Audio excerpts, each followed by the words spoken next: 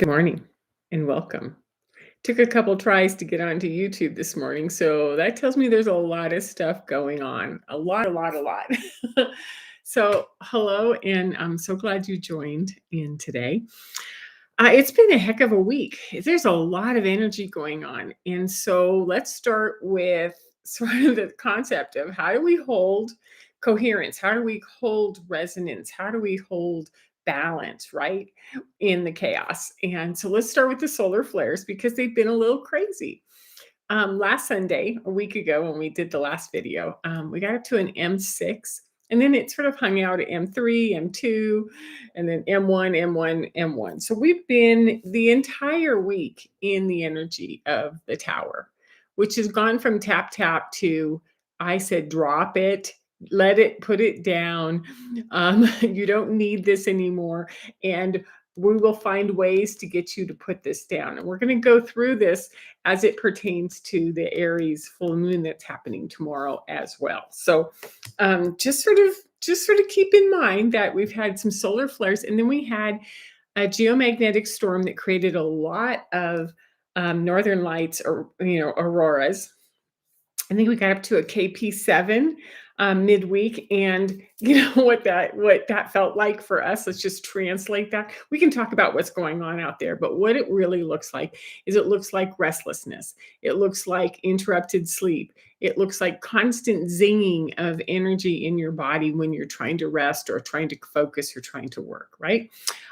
Emotional surges and sort of that ongoing static hum in your ears, which makes it hard to settle. And so it's almost like someone just turned the volume up a little bit. And I was thinking about that image of where you put sand or tiny rocks, onto a vibration, and you let the vibration of the speaker, and it starts to form a shape. It seems to me that that's what's happening. And so as the volume goes up, we're being formed, we're being shaped, we're being revealed as to, you know, what is it that's on the outside that needs to go away. And it can be really gentle if you go to the light seers, which is nature's just bringing in energy to redirect us, right? And it can be pretty fun and explosive. I like this. This is how Osho has depicted justice, the scales. So we're going to play a little bit with this too. Okay, so if you are feeling restless and unsettled, you're not imagining it. The sun is doing this pulsing, and the planet and our bodies are matching it. And so as the volume goes up, we're realigning. So what we want to do is talk about how to identify that there's some big energy and chaos going out there, and we have to move into coherence. We have to do things to keep our system steady, right? We have to do things that read the information field, and let go of the political stages, the collective storyline that's vibrating, the he said, she said, the finger pointing, the division, and we have to sort of come back into our own balance. I'm going to call this the framework of spiritual diplomacy. This is something we talked about in our Patreon group on Tuesday, and I wanted to bring it forward with each of you because it's where agitation meets presence, and how to step out of reaction. So let's go. So I set the stage, and so let's first start about the energetic landscape, which is what we're seeing is a lot of government uncertainty. We're dealing with a shutdown that's going on right now, shifting alliances. There's been new revelations flooding in on updates on assassination attempts, on political alliances and whatnot. And I just don't want to get into all that. That's why you see me hesitating. I just don't want to really start naming everything, right? But what we want to do is we want to look at it like it's stirring us, and it's stirring our emotions, because they might be true and they might not be, but they're stirring us and they're getting us into some state of internal and external chaos.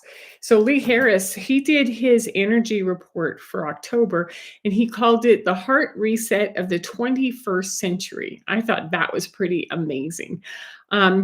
And he's talking about how important honesty is, self-honesty and communication, and conscious like observation. This is where we want our presence. This is where we want our internal self-management to start aligning and creating balance. So the real question is, what is true out there? And how do we metabolize the truth that we know for ourselves? So this is where we're going to go. So let's look first at the Aries full moon because it happens tomorrow. It's the first big super moon of 2025. And Monday, the full moon is in air. We're in the sign of Libra, right? Which is the scales of balance. It's the cardinal sign of mental. And we have Aries, which is the cardinal sign of fire. So I pulled two cards to sort of let you know what it could look like when these two collide, right? So we're in this, what's balance? How do I keep my balance? How do I work on coherence, right? How do I stabilize when we have this sun sign of Aries coming in that's just here to strip off anything that, and I think it was what you've underclaimed, over compromised, or gone silent on in order to keep harmony. And this Aries is coming in and going, stop it. We're not doing this anymore. So you can see how these two are they're complementary because you've got to be able to manage this to do this. But at the same time, they're in conflict constantly. So whatever you've been holding on to, whatever you've been doing yourself at the expense of truth is now up. It's the bottom line. It's now up. That's where we're going. We can no longer hold what is out of integrity, out of coherence with ourselves, right? So this polarity between Aries and Libra is this axis of diplomacy that we're talking about, right? We're learning to stand in authenticity without burning bridges, right? And expressing fire with clarity instead of combat. Just let that sink in. We want to use our clarity instead of combat. So diplomacy ends up being really important. So if tempers flared earlier this week, it isn't failure, it's recalibration. We are being rocked. We have an incredible amount of internal pressure. So let the energy move through us in a creative, softer way. And think of the full moon as training. What is it telling me that I have to do from this point forward as I go into 2025 and 26? So let's look at, what I think is most important is to define diplomacy, right? So when we go to the dictionary, it's always the art and practice of conducting negotiations between nations, right? It's a skill of managing people so that there is little or no ill feeling. And so when we think of diplomats, when we think of nation to nation, when we think of these enormous compromises or agreements that we need to make, we want to expand that. We want to go into the energetics of diplomacy. So when we're looking at spiritual diplomacy, it's the ability to hold coherence in polarity when there's two different ideas, right? And to be able to translate energy rather than defend the position. So we're really talking about, can we see that there's a lot of energy swirling, and can we move it like a magician and play with it and find out what it needs? This is sort of an interesting way of looking at it, to open the truth so it can move through rather than collide with us. Make sense? Yeah, I thought it was just pretty profound the way we explored. We are here to be diplomats. We are here to work our own energy system and to be able to find common ground with those around us. It's one of our biggest tasks. And as Lee Harris said again, this is the heart reset of the 21st century. This is what we're here for. So there are three tenets or pillars of spiritual diplomacy that we talked about in Patreon that I sort of came up with and wanted to share with you as well. One is that we can either hold presence or we can hold reaction. We can't hold both. We can't be in reaction and have presence, because presence is when the stillness activates all of our clairs and opens us up, and we can read on a much different level. We can read bodies, we can read energy, we can reflect with neutrality. So the first is that you hold presence, and if you're in reactivity, you've got to lower your reactivity and bring your presence. So presence is when your observer is full on open and you're reading all the signs and you are working with what wants to happen. Number two, translation instead of retaliation. This is where we want to go to the energy beneath the words. We want to listen on a much bigger level. We want our ears to sort of go like, what are they really saying? What is it that they really want? Because again, we're creating neutrality. We're creating a way to step closer and not further apart. And number three is the field calibration, which is to make sure that if we want to stay in presence over reaction, if we want to listen and translate, then what we need is we need our field to be out of or in out of reaction in partnership with our nervous system, because we want our nervous system to go up to hold us in stability. Okay, so when we settle, others can find their breath, we can find our breath, and their words and the meanings start to change for us. So these aren't social skills, these are energetic technologies that are here to maintain clarity. And in what I'm going to say, that storm of chaos of data and projection and expectations and institutional programming and training, and it's just like, stop with the bullshit. Let's get down to, how do I talk to you in a way that we can start to come together? How do I realize that this is not in my highest form and there's no hard feelings and I'm moving on into something else? So I've got 6 tips for you on how we're going to really actually practice that. And before I do, I want to invite you to come join the Patreon, because we've had 6 or 7 women, souls coming together and talking. And we've been creating bubble maps, which is just concepts. What are you seeing? What do we're stepping outside of what the body is actually experiencing and looking at what is it that we are experiencing energetically, and how can we keep stepping up to that big picture, that diplomatic picture of what are we really here for, and what are the tools we're going to use. So if you are interested in Patreon, you can sign up down below. The link is in the description. So let's go through the tips. Whew. Because what we want to do is we want to practice this diplomacy so that we can stay centered when things unravel as they are, and because the unraveling has just started. Number 1, regulate before you receive.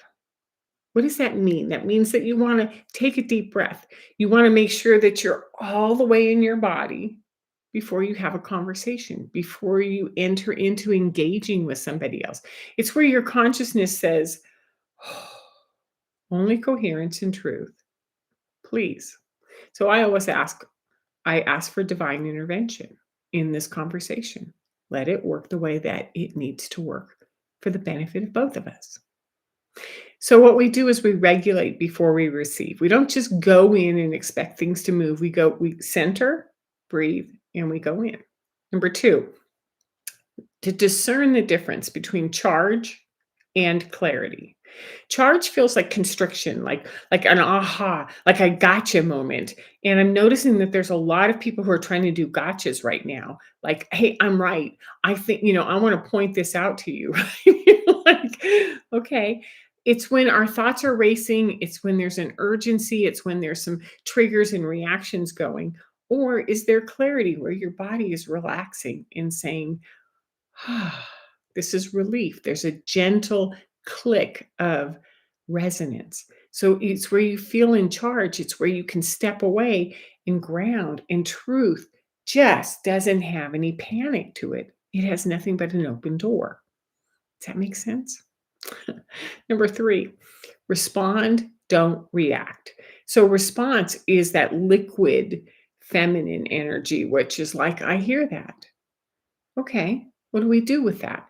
Reaction is like, so you can see it in your face, you can feel it in your energy. So response is where we have this echo projections of old programming, responses to consciousness, responses to uh, imprinting that we've had or triggers that we have from our own internal childhood memories, lineage memories, any of that. So, what we want to do is we want to give ourselves some time to move with it, to flow with it before and let the insights come before we go into any form of reaction. Because response is again liquid.